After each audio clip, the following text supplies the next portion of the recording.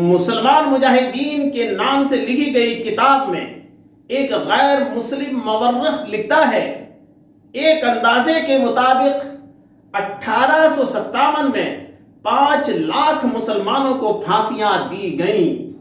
جو بھی معزز مسلمان انگریزوں کے ہاتھ لگ گیا اس کو ہاتھی پر بٹھایا اور درخت کے نیچے لے گئے، پھندا اس کی گردن میں ڈال کر ہاتھی کو آگے بڑھایا گیا، لاش پھندے میں جھول گئی، آنکھیں ابل پڑیں، زبان منہ سے باہر آ گئی۔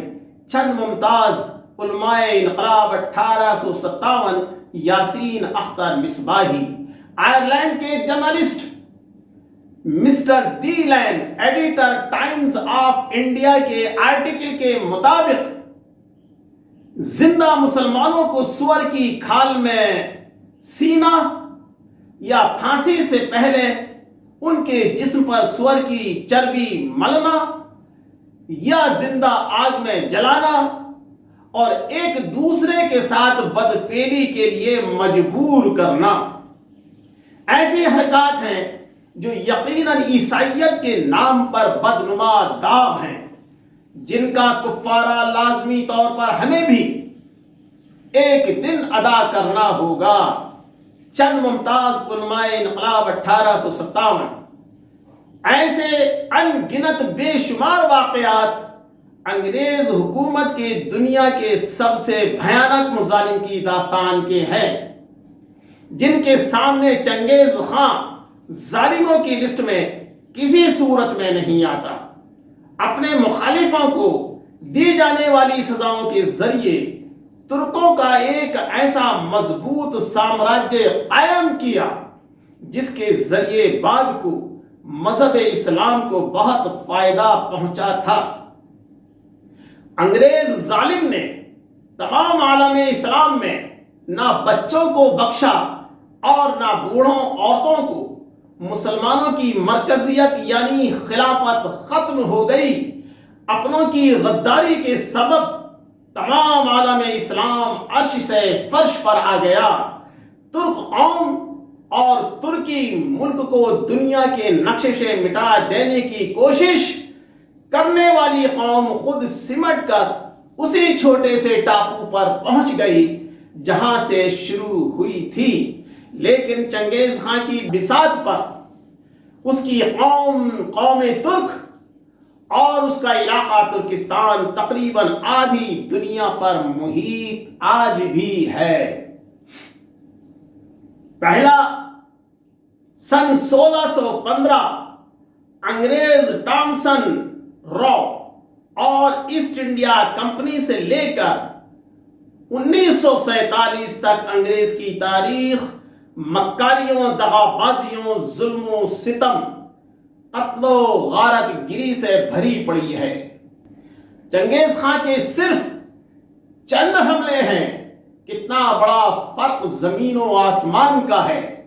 اس درمیان عالم اسلام نے انگریزوں کو دوڑا کر واپس اسی ٹاپو پر پہنچا دیا کہ جہاں سے وہ آیا تھا۔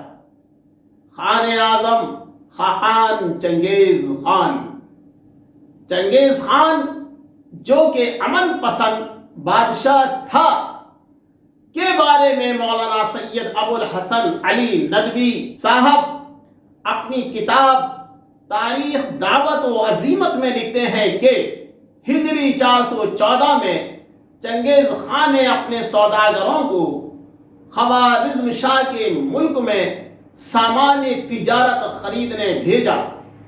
خوارزم شاہ کے نائب نے بادشاہ کو اطلاع دی کہ اس تجارتی قافلے میں بہت دولت ہے۔ اس نے حکم دیا کہ ان کو قتل کر دیا جائے اور ان کا مال ضبط کر لیا جائے۔ چنگیز خان نے اس کی اطلاع پا کر خوارزم شاہ کو ایک خط نہایت اہتمام و احتیاط کے ساتھ لکھا۔ خوارزم شاہ نے بجائے معذرت یا تلافی کے سفیر کو قتل کر دیا اور اس کے ہمراہیوں کو داڑیاں مونڈ کر واپس کر دیا۔ اور کہا کہ میں تجھ پر حملہ کرنے والا ہوں، تو چاہے دنیا کے پرلے سرے پر ہو۔ پھر 4 مہینے کی مسافت طے کر کے ان کے شہر پر حملہ کیا اور ان کے بچوں اور عورتوں کو غلام بنایا۔ اس کے بعد تاتاری یعنی مغل جو اپنے علاقے میں محصور تھے اور عالم اسلام پر حملہ کرنے سے معترض تھے، یعنی عالم اسلام پر حملہ کرنا نہیں چاہتے تھے، ایک سیلاب کی طرح ابل پڑے۔ پہلے انہوں نے بخارا کی اینٹ سے اینٹ بجا دی اور اس کو ایک تودہ خاک بنا دیا، شہر کی آبادی میں سے کوئی زندہ نہیں بچا۔ پھر سمرقند کو خاک و سیاہ کر دیا اور ساری آبادی کو فنا کے گھاٹ اتار دیا۔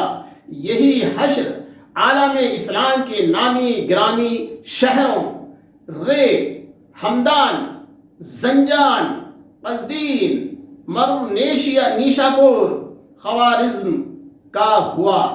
خوارزم شاہ جو عالم اسلام کا واحد فرما روا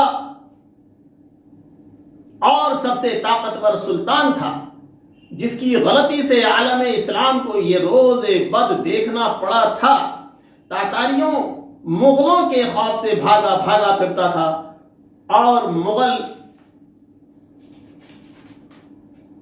اس کے تعاقب میں تھے، یہاں تک کہ ایک نامعلوم جزیرے میں اس نے قضا کی مر گیا۔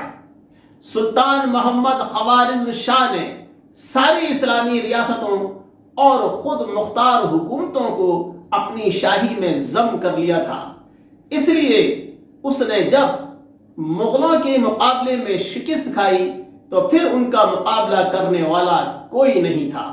مورخ ابن اسیر لکھتا ہے کہ تاریخ میں اس واقعے کے پاسنگ بھی کوئی واقعہ نہیں ملتا، شاید دنیا قیامت تک یاجوج ماجوج کے سوا کبھی ایسا واقعہ نہ دیکھے۔